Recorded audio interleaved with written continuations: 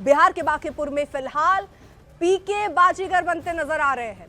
बांकीपुर विधानसभा seat की 10 round की गिनती के बाद जन स्वराज पार्टी के प्रशांत किशोर करीब 6000 से ज्यादा वोटों से आगे चल रहे हैं। इस सीट पर कुल 31 राउंड की गिनती होनी है। बीजेपी के नीरज सिन्हा शुरू से ही अभी तक लगातार पीछे चल रहे हैं। खास बात है कि नितिन नवीन की खाली की गई सीट पर बीजेपी पीछे चल रही है। ऐसे में अब तक की काउंटिंग को अगर देखें तो सवाल यही है कि क्या बांकीपुर में प्रशांत किशोर ने खेला कर दिया है। वहीं मध्य प्रदेश की दतिया विधानसभा सीट के रुझान भी बीजेपी के मुताबिक नहीं है। दतिया में कांग्रेस के घनश्याम सिंह बीजेपी के आशुतोष तिवारी से छठे राउंड के बाद करीब 1800 वोटों की बढ़त बनाए हुए हैं। हालांकि गुजरात के गढ़ में बीजेपी का जलवा बरकरार है। माजलपुर सीट से बीजेपी करीब 19,000 वोटों से आगे चल रही है। सबसे पहले ग्राउंड जीरो पर आपको लिए चलते हैं, लेटेस्ट अपडेट वहां पर ले लेते हैं। बांकीपुर से चंद्रमोहन हमारे साथ है, दतिया से बासु चौरे और गुजरात की माजलपुर सीट से हार्दिक दीक्षित हमारे साथ जुड़ रहे हैं। लेकिन सबसे पहले जरा चंद्रमोहन, बांकीपुर सबसे ज्यादा चौंकाता हुआ बीजेपी का गढ़ और वहां पर खेला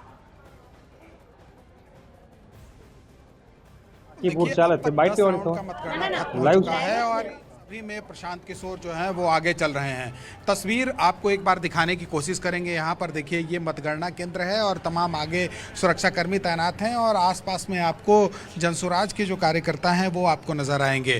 दरअसल जब से काउंटिंग शुरू हुआ है 10वें राउंड में सभी में प्रशांत किशोर जो हैं वो लीड लिए हुए हैं। कभी 1000 से आगे चल रहे हैं, कभी 2000 से आगे चल रहे हैं और अभी जो 10वें राउंड का काउंटिंग खत्म हुआ है वो उसमें 6011 मतों से प्रशांत किशोर आगे चल रहे हैं। देखिए बांकीपुर एक ऐसा सीट है जो बीजेपी का गढ़ माना जाता है और बीजेपी भी साफ तौर पर यह मानती है कि यहाँ से अगर किसी को भी बीजेपी टिकट दे देती है तो वो हमेशा जीतते रही है। आप अगर 30 साल पहले की बात करें, 30 साल से और अब तक नितिन नवीन यहाँ से विधायक हुआ करते थे, उससे पहले उनके पिता नवीन किशोर सिन्हा यहाँ से विधायक हुआ करते थे और ये रिकॉर्ड अब तक जो है वो टूट नहीं पाया था, कोई बीच में सेंध नहीं लगा पाया था। लेकिन अभी आज जो अब तक नतीजे दिख रहे हैं, जो मतगणना काउंटिंग से जो दिखाई दे रहा है उसमें प्रशांत किशोर अब तक 10वें राउंड में भी लीड लिए हुए हैं। जाहिर तौर पर यह माना जा रहा है कि ये अब ट्रेंड जो है वो आगे भी बढ़ता हुआ दिखाई देगा, लेकिन उसके लिए थोड़ा इंतजार जरूर करना होगा क्योंकि 31 राउंड का मतगणना है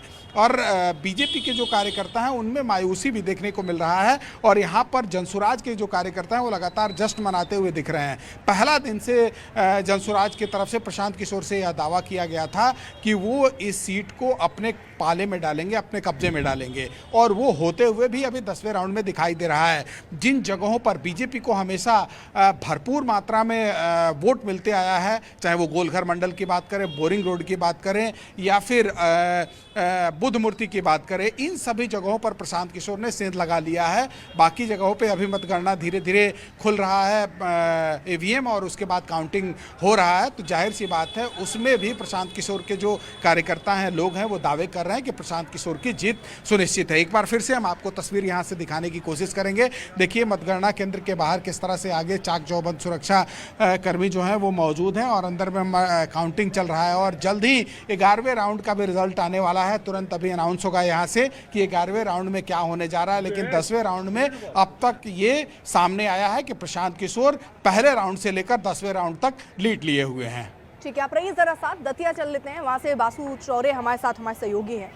वहां पर भी बीजेपी के लिए कोई अच्छी खबर नहीं है। बासु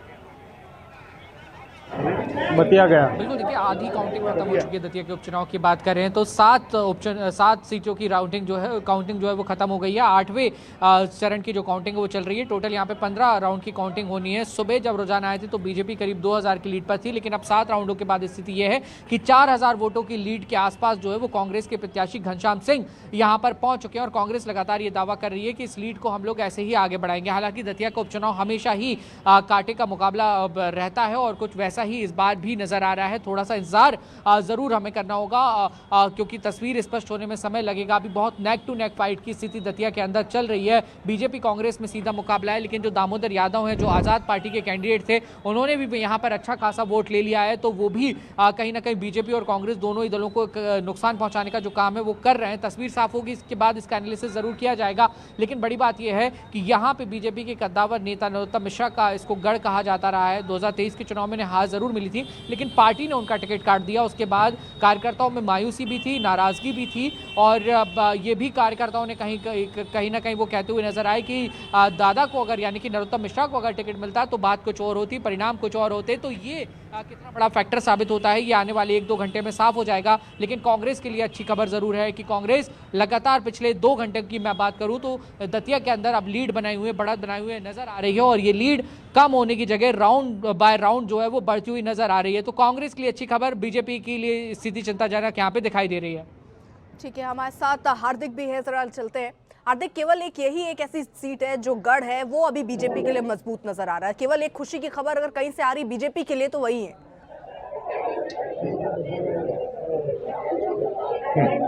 बिल्कुल, माजलपुर बैठक की अगर बात की जाए तो बीजेपी ने अपना दबदबा बनाए रखा है, और यहाँ काउंटिंग सेंटर के बाहर का माहौल जो है आप देख सकते हैं कि जो बीजेपी सिटी प्रेसिडेंट के समेत जो सीनियर नेता है वो सब यहाँ पे मौजूद है। उनसे ही बात करेंगे। सर जी, क्या कहेंगे? कंटिन्यू लीड मिल रही है, जश्न की तैयारी भी हो चुकी है, कैसा माहौल है यहाँ पे, कितनी खुशी है? मांजलपुर विधानसभा पहले से ही भारतीय जनता पार्टी का गढ़ रहा हुआ है। हमारे स्वर्गस्थ आदरणीय योगेश काका 8 टर्म से इसी सीट पर धारासभ्य रहे हुए हैं, और उन्होंने जिस हिसाब से लोगों के काम किए हैं, दूसरा जैसे देश में माननीय बड़ा प्रधान नरेंद्र भाई की सरकार है, और गुजरात में माननीय भूपेंद्र भाई की सरकार ने जिस तरह से विकास के और जन कल्याणकारी काम किए हैं, घर घर तक योजनाएं पहुंची है, उसी का परिणाम के बार बार भारतीय जनता पार्टी के उम्मीदवार को जिताया जाता है। मांजलपुर की ये विधानसभा ये हमेशा भारतीय जनता पार्टी के पक्ष में रही है। मैं सभी मतदार भाइयों बहनों का इस अवसर पर मैं हार्दिक आभार प्रकट करता हूं, और कार्यकर्ताओं ने भी पेटा चुटनी यानी बाई इलेक्शन होने के कारण अथाक परिश्रम किया है। सभी कार्यकर्ताओं का भी आपके चैनल के माध्यम से आभार व्यक्त करता हूँ।